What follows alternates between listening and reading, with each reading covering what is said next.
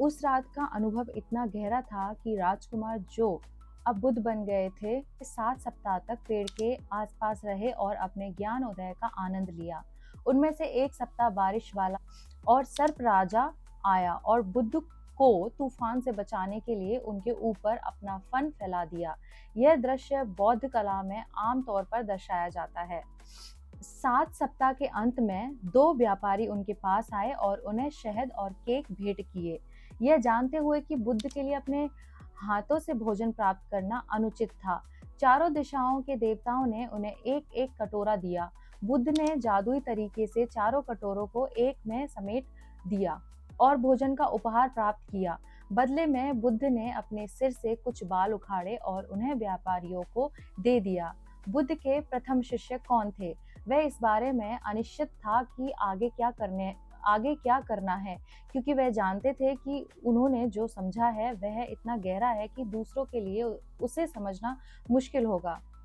भगवान ब्रह्मा अपने स्वर्ग से उतरे और उनसे शिक्षा देने के लिए कहा, यह बताते हुए कि मनुष्य विकास के विभिन्न स्तरों पर हैं और उनमें से कुछ को उनकी शिक्षा से लाभ होगा। नतीजतन बुद्ध ने निष्कर्ष निकाला कि सबसे उपयुक्त छात्र उनके ध्यान के पहले शिक्षक होंगे, लेकिन उन्हें एक देवता ने बताया कि वह मर चुके हैं। उन्होंने तब साधना में अपने 5 पूर्व साथियों के बारे में सोचा।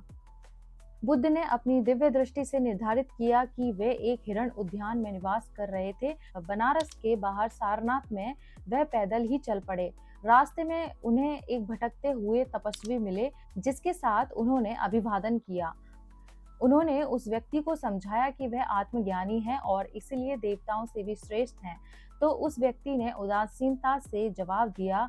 हालांकि पांचों तपस्वी बुद्ध को नजरअंदाज करने के लिए सहमत हो गए थे, क्योंकि उन्होंने आत्मपीड़ा त्याग दी थी, लेकिन उनके करिश्मे के कारण वह उठकर उनका अभिवादन करने के लिए बाध्य हुए। उन्होंने बुद्ध से पूछा कि उनके जाने के बाद से उन्होंने क्या समझा। उन्होंने उन्हें शिक्षा देकर जवाब दिया, या परंपरा भाषा में उन्होंने धर्म का चक्र चलाया। धर्म के कई अर्थ हैं, लेकिन यहाँ इसका अर्थ बुद्धों के सिद्धांत या शिक्षा से है। अपने पहले उपदेश में बुद्ध ने आत्मभोग और आत्मपीड़ा के बीच के मध्य मार्ग बात की और दोनों को निरर्थक बताया। इसके बाद उन्होंने 4 आर्य सत्य, शायद अधिक सटीक रूप से आध्यात्मिक रूप से महान लोगों के लिए 4 सत्य के रूप में अनुवादित किए गए, जैसे कि अन्य प्रवचनों में अधिक विस्तार से बताया गया है। पहला सत्य दुख का सत्य है, जो मान्यता है कि पुनर्जन्म के सभी क्षेत्रों में अस्तित्व दुख से ही चिन्हित है। मनुष्य के लिए अब विशेष रूप से दुख, जन्म, बुढ़ापा, बीमारी, मृत्यु, दोस्तों को खोना, दुश्मनों का सामना करना, जो चाहिए वो न पाना, जो नहीं चाहिए वो पाना। दूसरा सत्य इस दुख का कारण शरीर, वाणी, मन के अधर्म, नकारात्मक कर्मों को बताता है, जो भविष्य में शारीरिक मानसिक पीड़ा के रूप में फलित होने वाले कर्म को उत्पन्न करते हैं।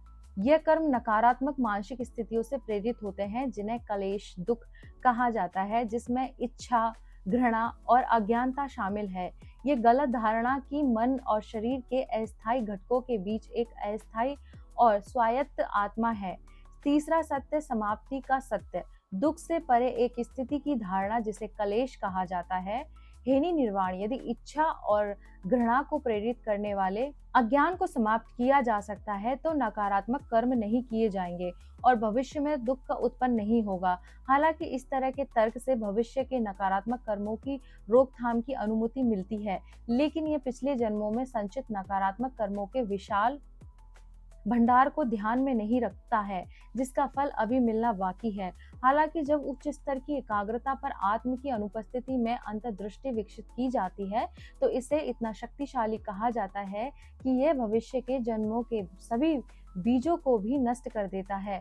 समाप्ति में वह दुख के कारणों के विनाश और भविष्य के दुख की असंभवता दोनों का एहसास शामिल है। हालांकि ऐसी स्थिति की उपस्थिति इसे प्राप्त करने की विधि के बिना काल्पनिक बनी हुई है। और चौथा सत्य मार्ग वह विधि है, मार्ग को कोई तरीकों से चित्रित किया गया था।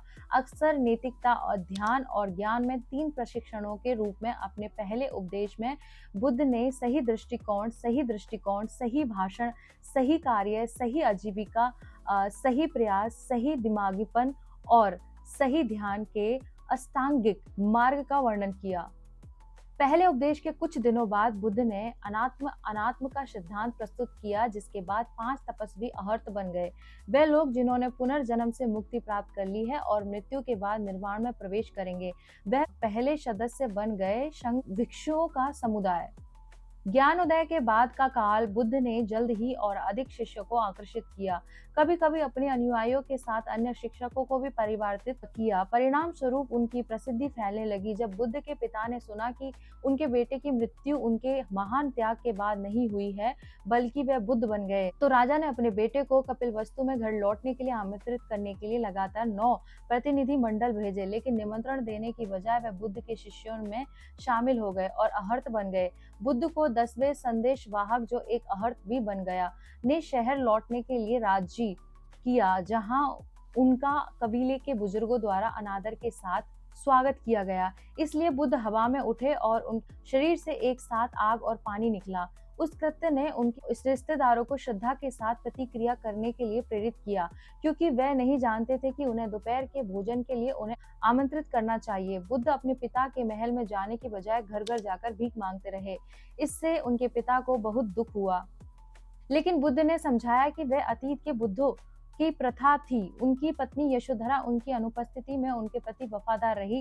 हालांकि जब वह महल में वापस लौटे तो वह उनका स्वागत करने नहीं गई और कहा कि बुद्ध को उनके गुणों को पहचानते हुए उनके पास आना चाहिए। बुद्ध ने ऐसा किया और अक्सर वर्णित एक दृश्य में उन्होंने उनके सामने झुककर अपना सिर उनके चरणों में रख दिया। वह भिक्षुणी संघ में शामिल हो गई और अहर्त बन गई। उन्होंने अपने युवा बेटे राहुल को उनके पिता के पास उनकी पैतृक संपत्ति मांगने के लिए भेजा और बुद्ध ने उन्हें भिक्षु के रूप में नियुक्त करके जवाब दिया था। इससे बुद्ध के पिता निराश हो गए और उन्होंने बुद्ध को बताया कि युवा राजकुमार के संसार को त्यागने पर उन्हें कितना दुख हुआ था। इसलिए उन्होंने कहा कि भविष्य में किसी बेटे को उनके माता पिता की अनुमति से ही दीक्षा दी जाए। बुद्ध ने इसे मठवासी व्यवस्था के नियमों में से एक बना दिया। बुद्ध ने अपने ज्ञान प्राप्ति के बाद 45 वर्ष शिष्यों के एक समूह के साथ पूर्वोत्तर भारत में यात्रा करते हुए बिताए। जो लोग सुनने को तैयार होते थे उन्हें धर्म की शिक्षा दी।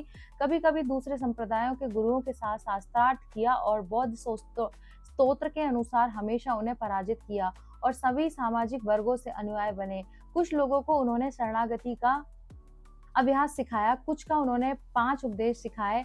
मनुष्य की हत्या न करना, चोरी न करना, यौन दुराचार न करना, झूठ न बोलना या नशीले पदार्थों का सेवन न करना, और कुछ को उन्होंने ध्यान का अभ्यास सिखाया।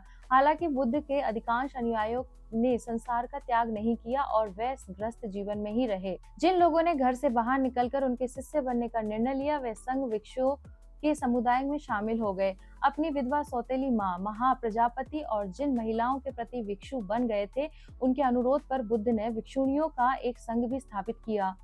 भिक्षुओं को भगवान को सिखाने के लिए भेजा जाता था। देवताओं और मनुष्य के लाभ के लिए धर्म बुद्ध ने भी यही किया। हर दिन और रात उन्होंने अपनी सर्वज्ञ आंखों से दुनिया का सर्वेक्षण किया ताकि उन लोगों का पता लगा सके जिन्हें वे लाभ पहुंचा सके, और अक्सर अपने अलौकिक शक्तियों के माध्यम से उन तक यात्रा करते थे। ऐसा कहा जाता है कि शुरुआती वर्षों में बुद्ध और उनके भिक्षु सभी मौसमों में घूमते थे, लेकिन उन्होंने बरसात के मौसम उत्तरी भारत में मध्य जुलाई से मध्य अक्टूबर तक के दौरान एक ही स्थान पर रहने की प्रथा अपना ली थी। संरक्षकों ने अपने उपयोग के लिए आश्रय स्थल बरसात के मौसम का अंत भिक्षुओं को भोजन, विशेष रूप से वस्त्र के लिए कपड़ा वेट करने के लिए एक विशेष अवसर के रूप में मनाया जाने लगा। यह आश्रय स्थल मठों के विकसित हुआ या जहां पूर्व वर्ष लोग रहते थे, जहां बुद्ध ने अपनी अधिकांश समय बिताया और कई प्रवचन दिए। अनाथ पिंडिका ने बुद्ध को दान में दिया था। बुद्ध की सत्ता यहाँ तक कि उनके अनुयायियों के बीच भी बिना किसी चुनौती के नहीं रही। भिक्षुओं से अपेक्षित तप की डिग्री को लेकर विवाद उत्पन्न हुआ। बुद्ध के चचेरे भाई देवदत्त ने एक ऐसे गुट का नेतृत्व किया जो बुद्ध द्वारा बताए गए अनुशासन से अधिक कठोर अनुशासन का पक्षधर था। उदाहरण के लिए भिक्षुओं को खुले में रहना और कभी मांस नहीं खाना था। जब बुद्ध ने देवदत्त को अपना उत्तराधिकारी नामित करने से इनकार कर दिया तो देवदत्त ने उन्हें 3 बार मारने का प्रयास किया।